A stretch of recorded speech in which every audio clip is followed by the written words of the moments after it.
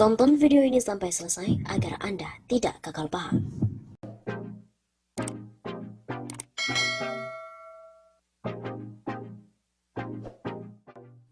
Organisasi saya PDIP sambangi Rizal Ramli, ngeluh Jokowi kini sudah tak punya hati. Organisasi saya PDIP yang berkontribusi besar terhadap pemenangan Joko Widodo, baik menjadi wali kota Solo, Gubernur DKI Jakarta hingga Presiden RI mendatangi ekonom senior Rizal Ramli. Organisasi ini adalah Satuan Tugas Khusus atau Satgasus Cakrabuana Partai Demokrasi Indonesia Perjuangan yang bertandang ke kantor RR di Jalan Tebet Barat Dalam, nomor 4, Jakarta Selatan pada hari Senin 3 Agustus. Kepala Satgasus Cakrabuana PDIP Kadiman Sutedi menyampaikan pihaknya mengaku kecewa kepada Joko Widodo yang pada pemerintahan keduanya ini tidak mampu untuk mengurus rakyat. Ia mengatakan kepala negara sekaligus kepala pemerintahan yang sudah menjabat 2 periode itu sudah tidak lagi jujur dan punya hati memimpin rakyat Indonesia. Saya lihat tidak jujur, tidak ada lagi hati. Urus rakyat bukan hanya cukup pintar saja, tapi harus pakai hati. Tegas sosok yang akrab disapa Yongki ini di hadapan RR. Di tengah krisis kesehatan pandemik virus corona baru COVID-19 saat ini, lanjut Yongki, pemerintah tidak lagi mendahulukan kepentingan rakyat kecil yang sudah mulai terdampak ekonominya. Sebab Jokowi beserta jajarannya hanya memberikan sembako yang praktiknya tidak merata.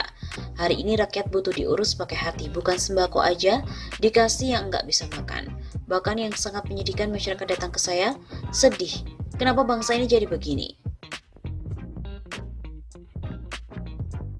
Dalam pertemuan tersebut, Yongki membawa puluhan personel Satgas Cakrabuana PDIP dan juga menyampaikan keluh kesahnya kepada RR terkait penanganan COVID-19 yang dikerjakan pemerintah hingga hari ini.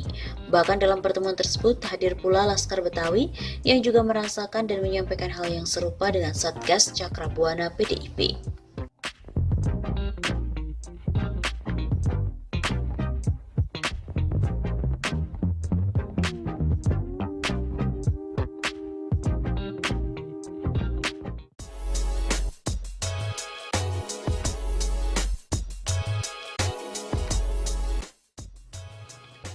Survei LSI mengatakan 76% pemilih Jokowi Ma'ruf mengatakan ekonominya semakin memburuk. Perekonomian masyarakat Indonesia anjlok lantaran pandemi COVID-19, terutama bagi warga yang berada di zona merah. Hal itu terungkap dalam sebuah hasil riset yang dilakukan oleh LSI dan JA. Tercatat sebesar 74,8% publik mengatakan bahwa kondisi ekonomi mereka saat pandemi virus corona lebih buruk dan bahkan jauh lebih buruk dibandingkan masa sebelum COVID-19. Hanya 22,4% yang mengatakan bahwa kondisi ekonomi mereka tidak berubah dibandingkan dengan masa sebelum COVID-19 dan hanya di bawah 2,2% yang mengatakan kondisi ekonomi mereka lebih baik. Ujar peneliti LSI dan JA Ardian Sofa saat merilis hasil survei bertajuk Kecemasan Publik di Zona Merah pada hari Selasa 7 Juli. Menurut Ardian lagi, kalangan yang mengatakan kondisi ekonomi buruk merata di hampir semua segmen. Baik mereka yang kelas ekonomi atas maupun wong cilik, berpendidikan tinggi maupun rendah, tua ataupun muda dan semua konstituen partai politik. Mereka yang mengatakan kondisi ekonomi buruk juga mayoritas di pemilih Jokowi Ma'ruf maupun pemilih Prabowo Sandiaga Uno. Di pemilih Jokowi Ma'ruf sebanyak 76,3% mengatakan ekonomi mereka memburuk. Sementara di pemilih Prabowo Sandiaga sebanyak 74,2% mengatakan kondisi ekonomi juga memburuk. Sementara itu pada segmen pemilih PDIP, partai pemenang pemilu sebanyak 77,8% mengatakan bahwa ekonomi mereka memburuk.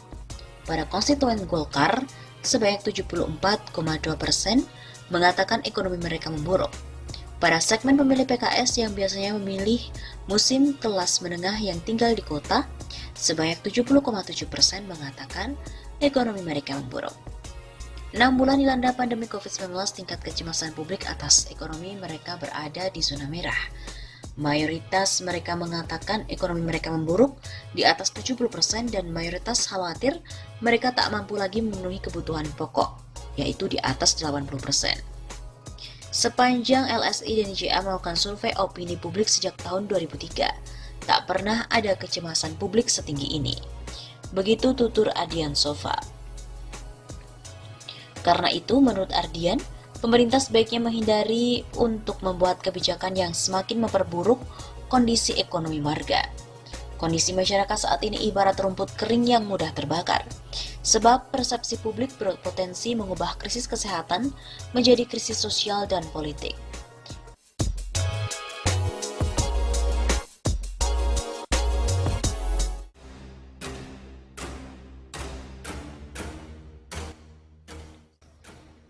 Jika rakyat terus menggugat, dan karena salah kelola negara, bukan hal yang mustahil, tahun ini pula Jokowi lengser. Pemerintah tengah mengkambing hitamkan wabah corona atas semua kegagalan pertumbuhan ekonomi di tanah air. Menteri Keuangan Sri Mulyani bahkan berkilah bahwa pertumbuhan ekonomi Indonesia bisa anjlok ke angka 4,7% gara-gara dampak virus corona yang juga menggerogoti perekonomian Cina. Bahkan prediksi Sandiaga Uno lebih parah. Menurutnya pertumbuhan ekonomi bisa anjlok ke 4,3% levelnya. Tergantung perkembangan dari corona.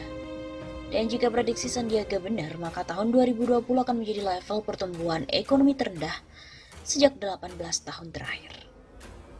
Meskipun begitu, perlu dipahami bahwa jauh sebelum wabah corona, pertumbuhan ekonomi Indonesia memang sudah nyungsep gara-gara salah kelola.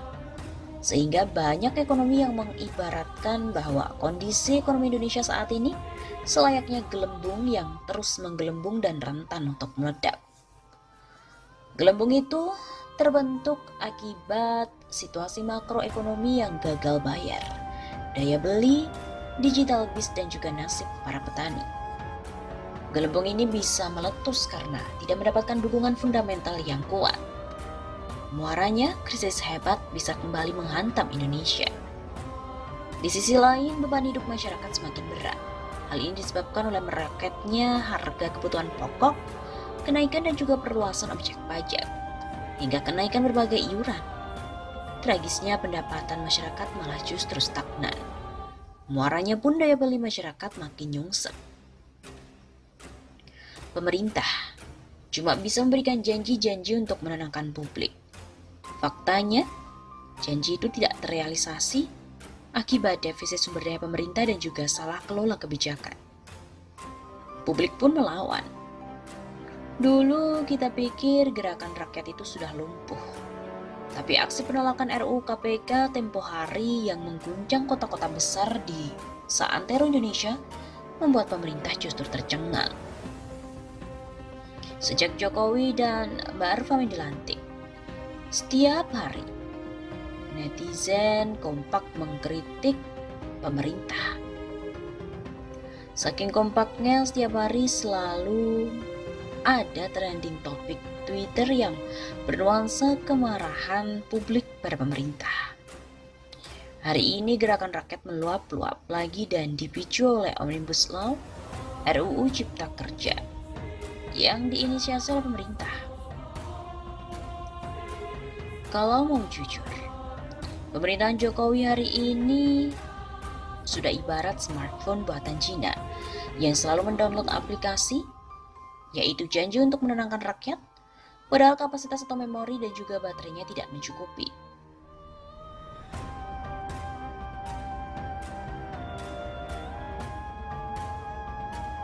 Akibatnya, baterainya ngedrop, lowbat, janjinya pun tidak terpenuhi, dan ponselnya bisa hang. Akhirnya rakyat pun menggugat pemerintah. Karena itu, prediksi pemerintahan Jokowi bakal jatuh di tahun 2020 ini bukanlah isapan jempol belaka. Pasalnya, tantangan pemerintah di hari-hari ke depan justru semakin berat. Naasnya, sumber daya pemerintah justru semakin susut.